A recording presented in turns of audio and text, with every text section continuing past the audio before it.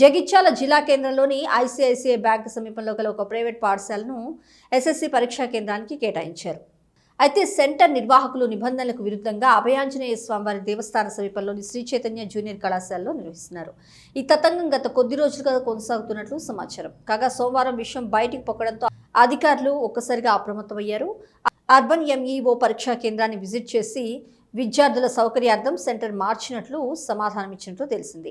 ఈ విషయమై డీఈఓను వివరణ కోరగా ఎస్ఎస్సి పరీక్షా కేంద్రం అనుమతి ఒకచోట, నిర్వహణ మరొక చోట ఉండరాదన్నారు. సెంటర్ నిర్వాహకులకు షోకాజ్ నోటీస్ జారీ చేశామని, వారిచ్చే సమాచారాన్ని బట్టి తగిన చర్యలు తీసుకుంటామంటూ తెలిపారు. ఈరోజు ఏదైతే Srinidhi centre examination SSC examination centre సంబంధించి శ్రీ చైతన్య కాలేజీలో ఎగ్జామ్ రాయిస్తున్నారనే వాయిస్ బయటికి రావడం జరిగింది. అందులో ఎంఈఓకు అదేవిధంగా ఫ్లయింగ్ స్కాట్కు పంపడం జరిగింది.